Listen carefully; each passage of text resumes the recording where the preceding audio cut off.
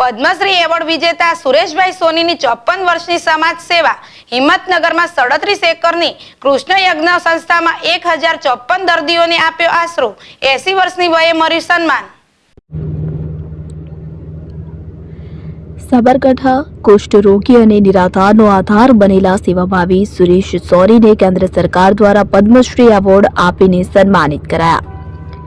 સાબરકાંઠાના રાજેન્દ્રનગરમાં સંયોગ કુષ્ઠ ટ્રસ્ટમાં મુછાળી માં તરીકે ઓળખાતા સુરેશ સોનીને પદ્મશ્રી એવોર્ડ અપાતા ખુશી વ્યાપી છે। તો રક્તપિત્તના દર્દીઓ માટે સંયોગ કુષ્ઠ ટ્રસ્ટ એકમાત્ર આશ્રય સ્થાન બન્યું છે। સાબરકાંઠાના રાજેન્દ્રનગરમાં સંયોગ કુષ્ઠ ટ્રસ્ટમાં મુછાળી માં તરીકે ઓળખાતા સુરેશ સોનીને પદ્મશ્રી એવોર્ડ અપાતા ખુશી વ્યાપી છે। રક્તપિત્તના દર્દીઓ માટે સંયોગ કુષ્ઠ ટ્રસ્ટ એકમાત્ર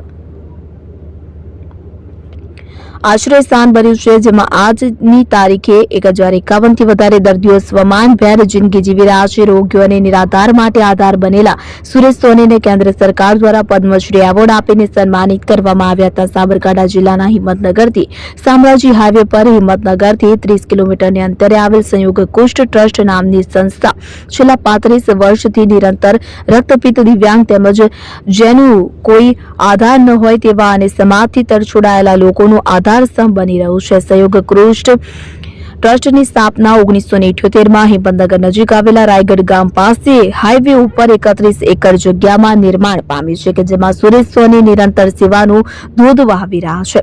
સુરેશ સોની મૂળ વડોદરા જિલ્લાના સિનોર ગામના વતની છે, તેમજ વડોદરામાં પ્રોફેસરની નોકરીમાં જોડાયા બાદ છેવાડાના વ્યક્તિ માટે કંઈક કરી છૂટવાની ભાવના અંતર્ગત જેનું કોઈ નથી તેના માટે પરિવાર સાથે આ કામગીરીમાં જોડાયા છે, કે જે આજ સુધી યથાવત રહેતા કેન્દ્ર સરકાર દ્વારા તેમને પદ્મશ્રી એવોર્ડ અપાયો છે, કે જેના પગલે આજે સુરેશ સોની સહિત સમગ્ર સહયોગ ટ્રસ્ટના પ્રત્યેક સદસ્યોના ચહેરા પર ખુશી લહેરની લહેર વ્યાપી ગઈ છે। છેલ્લા 36 વર્ષથી સાબરકાંઠાની ધરતી પર માનવતાની મહેક જગાવનાર સુરેશ સોનીને આજે જ્યારે કેન્દ્ર સરકાર દ્વારા સેવાની કદર રૂપે પદ્મશ્રી એવોર્ડ એનાયત થયો છે, કે જેની ખુશી સુરેશ સોની સહિત સમગ્ર સહયોગ કુષ્ઠ ટ્રસ્ટમાં દેખાય છે, તેમજ લોકો આજે પણ સુરેશ સોનીને માનવતાના ભગવાન ગણે છે। આજે જ્યારે તેમના નામની જાહેરાત પદ્મશ્રી એવોર્ડ માટે કરાઈ છે, ત્યારે સ્થાનિક કક્ષાએ લોકોની સેવાનો અવિરત યજ્ઞ ચલાવનારની સાચા અર્થમાં કદર અને કિંમત થઈ હોય તે પરિવારજનો માની રહ્યા છે। અંધ માનસિક સાથે જ બીમાર રક્તપિત્ત અને રક્તપિત્ત દર્દીના પરિવારજનો, આદિવાસી બાળક, મનબુદ્ધિ સાથે મળીને કુલ 1050 લોકો અહીં સ્થાયી થયા છે। તો 32 જેટલી અશક્ત ગાયોનું પાંજરાપોળ પણ અહીં બનાવ્યું છે, કે જેમાં જે વ્યક્તિઓ છે તેમને રોટી, કપડાં, મકાન અને શિક્ષણ તદ્દન મફત મળી રહે છે। તમામના ઘર આગળ સંપૂર્ણ સ્વચ્છતા, તમામ લોકોને 2 ટાઈમ જમવાનું અને પાકું મકાન પણ બનાવી અપાયું છે, જ્યારે અહીંયા રહેતા વિદ્યાર્થીઓ ઉચ્ચ શિક્ષણ પ્રાપ્ત કરીને નોકરી પણ મેળવી રહ્યા છે। તો રક્તપિત્તના દર્દીઓ રોગમાંથી મુક્ત થાય અને સારું જીવન પણ જીવી રહ્યા છે, અને સાથે એનો શ્રેય માત્ર સુરેશ સોનીને આપી રહ્યા છે।